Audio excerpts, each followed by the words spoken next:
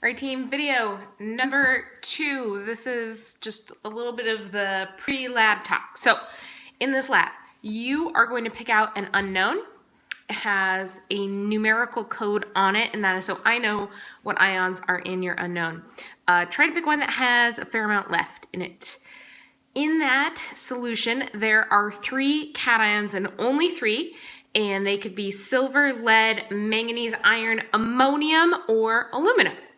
Your job is to figure out what 3 are in your solution and to tell me why and how you know. So what I've made for you is I have made a beautiful flow chart to help you envision that.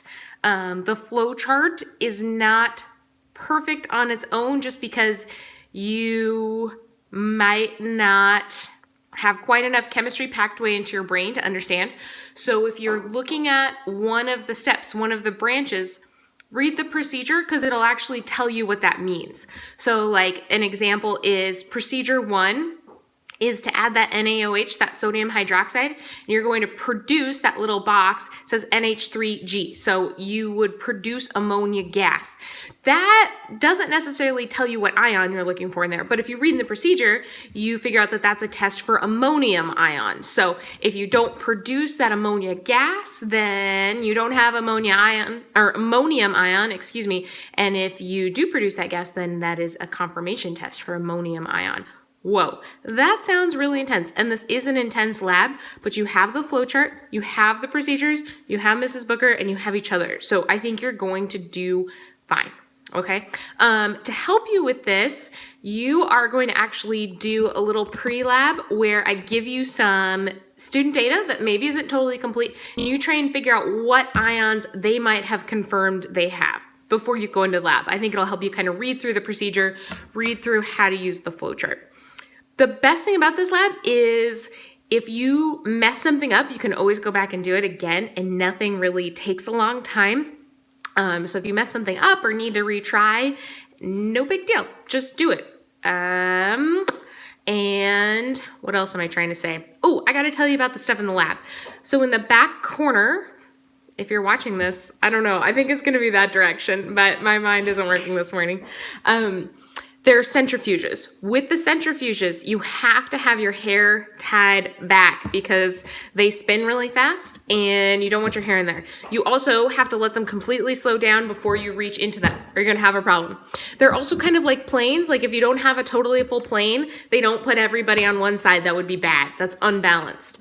The same thing with the centrifuges. You can't just put one centrifuge vial into the centrifuge. You have to have them opposite of each other, and you shouldn't put 3 on the same side. You should spread them out. I hope that makes sense. There are hot water boilers around.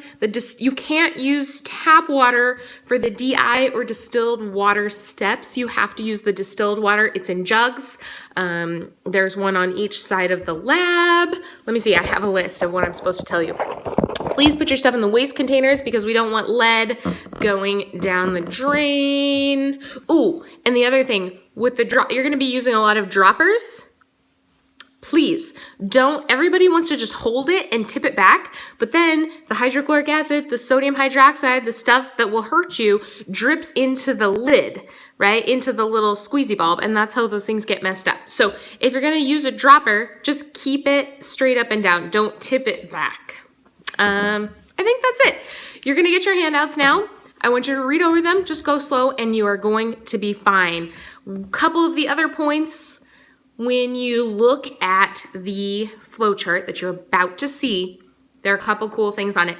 Every time you do a step and a solid would be formed, the box is bold, all right? So anytime you should expect a precipitate to show you that you have the ion, I made the box bold.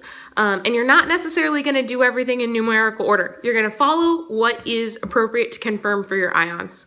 And I think that's it. So just help each other, go slow. If you have questions later, feel free to shoot me an email. Mrs. Booker is also extremely knowledgeable. So good luck. Thanks guys, bye.